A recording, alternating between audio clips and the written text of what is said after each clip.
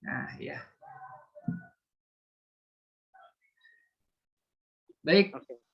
Bismillahirrahmanirrahim. Assalamualaikum warahmatullahi wabarakatuh. Waalaikumsalam. Selamat sore, Bapak. Mohon maaf mengganggu waktunya. Sore Pak Iya. Dadan ya. Baik, kali ini saya bersama dengan Bapak Rudianto Faisal Anwar, Bapak ya. Bapak selaku auditor di Inspektorat Daerah Kabupaten Subang, betul? Bapak ya? Betul. Oh iya. Ya. Ya, begini Bapak, mohon maaf mengganggu waktunya Bapak. Ini ada pertanyaan terkait dengan korupsi dana bansos di masa pandemi oleh pejabat pemerintah. Kebetulan saya ini sedang pelatihan dasar di Pusdikmin dan memiliki tugas untuk mewawancarai narasumber, dan kebetulan Bapak sepertinya orang yang tepat untuk saya wawancarai Bapak ya. Seperti itu, karena Bapak orang yang bersentuhan langsung dengan hal-hal yang berbau dengan pemerintahan dan khususnya korupsi ini, gitu, seperti itu.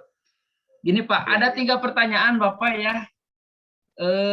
Menurut Bapak, kira-kira kenapa atau apa penyebabnya yang membuat pejabat publik di masa pandemi ini ada yang justru menyelewengkan dana bantuan sosial ini, Pak? Ya. Baik, Pak Dadan. Terkait hal tersebut sebenarnya bukan itu masuknya dari modus dari pejabat itu sendiri. Sebenarnya dana bantuan sosial itu dan bantuan yang harus seluruhnya disampaikan kepada masyarakat. Nah, mengapa ada pejabat publik yang seperti itu? Nah, dia punya misi, ingin mencari keuntungan tersendiri dengan yang sekarang terjadi ini. Itu sebenarnya kalau misalkan dalam pengadaan bantuan sosial sebenarnya sangat tidak dibenarkan. Itu kalau di dalam Undang-Undang Nomor 31 Tahun 99 tentang tindak pidana korupsi itu termasuk dalam 7 delik kategori ya, itu tentang penyelewengan, penggelapan dana. Nah, modus-modus seperti itu biasa mereka manfaatkan. Semisal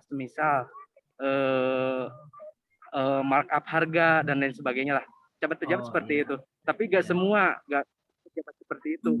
Tapi ada yang memanfaatkan. Sebenarnya balik lagi kepada pribadi pejabat itu sendiri. Bukan itu, tapi balik kepada pejabat sendiri. Itu pada Oke. Baik, mungkin bisa dibilang ini oknum Pak ya, oknum pejabat yang memang memiliki pemikiran ya bisa dibilang rakus lah seperti itu Pak ya, atau juga memang ingin menguasai, mungkin ingin berlebih sehingga akhirnya seperti itu gitu kan. Baik Bapak. Nah, kira-kira pertanyaan yang kedua Pak, menurut Bapak dampak yang terjadi atau dampak yang mungkin akan terjadi apabila memang korupsi ini terjadi itu untuk masyarakat seperti apa Pak ke depannya? Sebenarnya gini Pak Dadan, kalau melihat dampak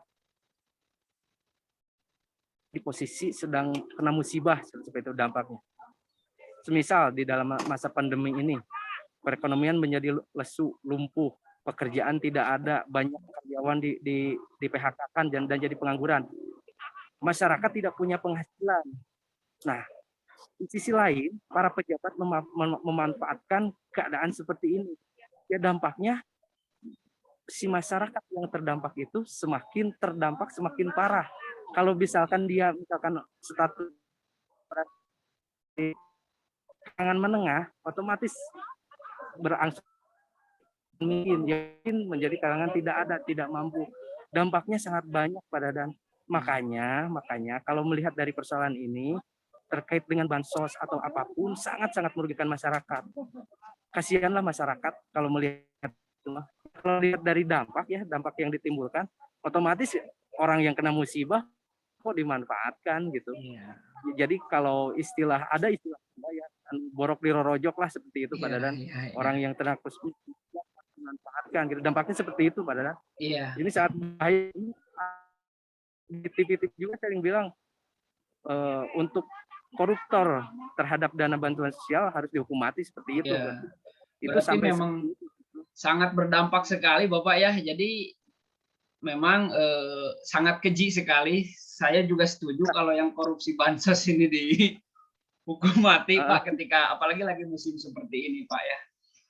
Baik Pak, pertanyaan terakhir mungkin Pak, ini kira-kira menurut Pak Rudi ini terkait dengan upaya atau mungkin bisa dibilang kiat-kiat untuk mencegah bagaimana atau apa yang harus dilakukan khususnya kita sebagai masyarakat ataupun misalkan pejabat publiknya itu sendiri untuk mencegah supaya agar kejadian ini atau kegiatan korupsi ini tidak terulang lagi gitu Pak, atau tidak ya berlangsung lah atau tidak berlanjut gitu Pak. Kira-kira menurut Bapak kiat-kiat seperti apa Pak? Gitu. Sebenarnya ya Pak Dadan, sebenarnya upaya-upaya yang dilakukan pemerintah itu sudah banyak Pak Dadan. Misal contoh dari Komisi Pemberantasan Korupsi, dia meluncurkan aplikasi Jaga namanya. Aplikasi Jaga ID ya. Jaga ID. Jaga ID itu aplikasi untuk memberikan informasi-informasi serta pencegahan terhadap korupsi. Nah, dalam kasus bantuan sosial, KPK juga mengeluarkan Jaga Bansos. Dulu waktu peluncuran tahun 2019 ada Jaga Bansos. Kebetulan saya admin di kabupaten itu. Jadi terkait hal bansos ini, masyarakat difasilitasi oleh KPK untuk masuk ke aplikasi bansos itu. Dia di sana masyarakat bisa menyampaikan apa-apa yang terjadi penyelewengan di masyarakat, terutama di desa-desa atau kabupaten terkait dana bansos. Nah, untuk data terkait itu dirahasiakan dengan syarat itu menyampaikan nomor NIK dari pelapor itu sendiri. Nah, setiap laporan yang mereka sampaikan kita koordinir dan kita lakukan cek dan recheck dan melakukan uji petik dan memberikan rekomendasi atau penyampaian data-data terkait permasalahan tersebut dan bagaimana solusinya. Terkait itu upaya sudah banyak dilakukan. Terus yang kedua terkait bansos ini, kami di Inspektorat melakukan audit khusus dana bansos ada. Terus di dana desa juga audit dana desa masuk juga. Itu dimasukkan terkait penyampaian, kan ada bantuan dari desa juga untuk terkait berdampak COVID. Itu juga sama kita. Ya, upaya-upaya sudah banyak dilakukan. Yang paling itu dari pemerintah pusat juga udah menyampaikan, udah meng-warning lah pada pejabat-pejabat negara bahwa hukuman terkait pejabat yang koruptor itu sangat berat. Makanya upaya-upaya pemerintah sudah banyak yang dilakukan.